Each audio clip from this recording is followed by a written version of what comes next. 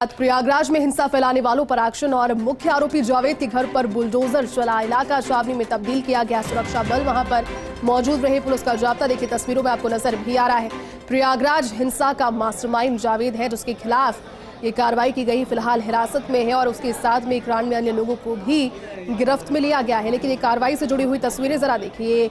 निवास स्थान जहां सुबह पहुंचकर नोटिस सबसे पहले चस्पा किया गया। इससे पहले रहवासी लोगों को कहा भी गया था कि इस घर को जल्द से जल्द खाली कर दे। दस्तावेज जब खंगाले गए इस व्यक्ति के गिरफ्त में आने के बाद, तो अवैध कहीं ना कहीं पाएगा। और अवैध निर्माणों के खिलाफ तो योगी सरकार हमेशा से ही सख्त रही है। इस बार भी उन्होंने कल भी प्रेस कॉन्फ्रेंस कर और अपने अधिकारियों की बैठकों के जरिए भी साफ तौर पर निर्देश दिए हैं, फ्री हैंड दिया है कि किसी भी सूरत में गुंडागर्दी बर्दाश्त यूपी में नहीं की जाएगी और इसी को लेकर की कार्रवाई नहीं की।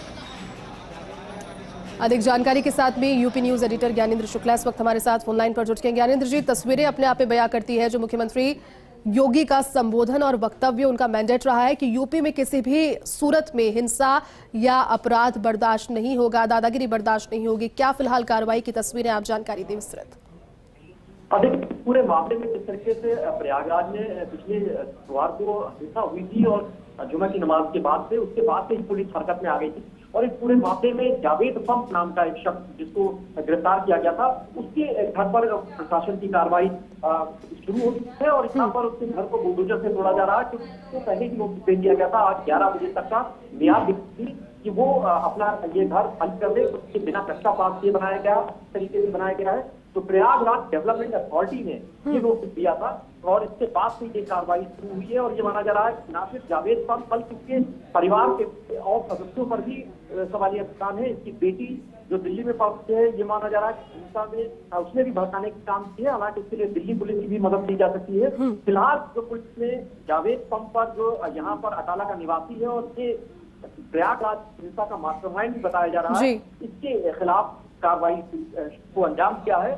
पुलिस की बड़ी कार्रवाई है और अब तक पुलिस ने 95 लोगों के खिलाफ नामजद और 5000 से ज्यादा अज्ञात के खिलाफ मुकदमा दर्ज किया है। इसमें इलाके के कुछ स्पीड शूटर हैं, स्पीड शूटर एक टीकू है, उसके खिलाफ भी मुकदमा दर्ज है। तमाम आपराधिक तत्व भी हैं जो इस हिंसा के वारदात में शामिल थे। योगी आदित्यनाथ ने कल शाम को बैठक की, उसके बाद सख्त निर्देश दिए थे किसी भी सूरत जो भी दोषी है उनको बख्शा ना जाए, उनके खिलाफ सख्त कार्रवाई की जाए। और उसी चलते आज ये दिखाई दे रहा है कि किस तरीके से प्रयागराज में पुलिस प्रशासनिक अफसरों ने एक सख्त कार्रवाई की।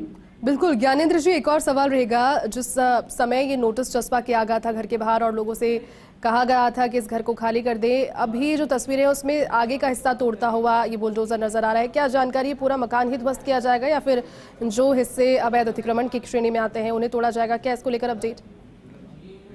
देखिए, ये जो जावेद पंप का इसका जो मकान है, ये 2 मंजिला मकान है और यहाँ पर ये पूरा मकान को, उसकी बुनियाद को आज तोड़ दिया जाएगा। ये मकान उसके बाद किसी भी हालत में रहने लायक नहीं बचेगा। तो फिलहाल पुलिस की यही कार्रवाई है, तो जमींदोज कर देंगे और यहाँ पर से इस पर अवैध कब्जा एक तरीके से जावेद नाम के शख्स का, जो इस दंगों का मास्टरमाइंड था, उसके खिलाफ इसीलिए कार्रवाई की जा रही है। उसका ये मकान तोड़कर पुलिस एक जो मैसेज भी प्रशासन की तरफ से दिया जा रहा है कि जो लोग भी किसी भी सूरत में हिंसा की वारदातों में शामिल होंगे उन्हें बख्शा नहीं जाएगा, उनके खिलाफ सख्त कार्रवाई की जाएगी। बिल्कुल, और ये साफ कर भी दिया था उन्होंने अपनी कई बैठकों के माध्यम से भी अधिकारी को निर्देश दिए थे। ज्ञानेंद्र जी, पुलिस का एक जाब्ता तैनात है और कहीं ना कहीं कह सकते हैं कि पूरा इलाका इस दौरान छावनी में तब्दील हो गया है। क्या व्यवस्थाएं फिलहाल पुलिस की वहां पर?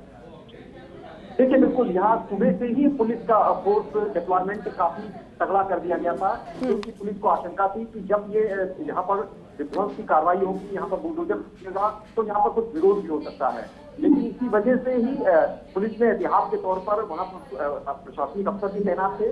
पुलिस के बड़ी तादाद में फोर्स तैनात किया गया था, आरएएफ की टीमें थी। तो ये पुलिस की टीमों के जरिए ही यहाँ पर कानून व्यवस्था की स्थिति को बरकरार रखते हुए जो आदेश का पालन था प्रयागराज डेवलपमेंट अथॉरिटी की तरफ से नोटिस दी गई थी, उसका पालन सुनिश्चित किया गया है। बिल्कुल ज्ञानेंद्र जी, और जरूरी ये भी हो जाता है जानना कि जिन 3 एफआईआर दर्ज हुई है, क्या क्या धाराएं इन पर लगी है, और चूंकि इस मास्टरमाइंड के अलावा भी 91 अन्य आरोपी हैं, किन धाराओं में गिरफ्तारी हुई है उनकी? देखिए, ये यहाँ पर जो करीब 27 के करीब जो गंभीर धाराएं हैं उनके तहत ये मामले दर्ज किए गए हैं। इसमें आगजनी को लेकर है, इसमें बलवा को लेकर है, इसमें विध्वंसक गतिविधियों को लेकर है, सभी गंभीर धाराएं हैं और उनके लेकर ही इस पर मुकदमे दर्ज किए गए हैं। और फिलहाल एक मास्टरमाइंड था जिसको नोटिस दी गई थी पीडीए की तरफ से, इस मास्टरमाइंड के खिलाफ भी सख्त कार्रवाई की जानी थी, क्योंकि ये सरकार का मानना था कि इसके खिलाफ एक बार कार्रवाई निश्चित हो जाएगी तो फिर बाकी जगह पर मैसेज जाएगा और बाकी जो लोग हैं वो निश्चित तौर से यहाँ पर वो डरेंगे और वो अब कानून की जो राज है उसको स्थापित करने में भी पुलिस और प्रशासन को सहयोग मिलेगा। जी बिल्कुल ज्ञानेंद्र जी, अभी जुडिशियल हिरासत में है, आगे क्या प्रक्रिया, कब तक रिमांड पर रहने वाले हैं और उसके बाद में कब पेशी होगी, आगे क्या कार्रवाई कानूनी रहेगी इन पर? देखिए, अभी जो हिरासत में लिए गए हैं उनसे भी पूछताछ की जा रही है और इसके अलावा जो सीसीटीवी फुटेज है उनके जरिए जो तमाम लोगों की शिनाख्त की जा चुकी है, उनमें से भी कई ऐसे लोग हैं जिनकी शिनाख्त नहीं हो सकती है, उनकी भी पहचान करने की कोशिश की जा रही है।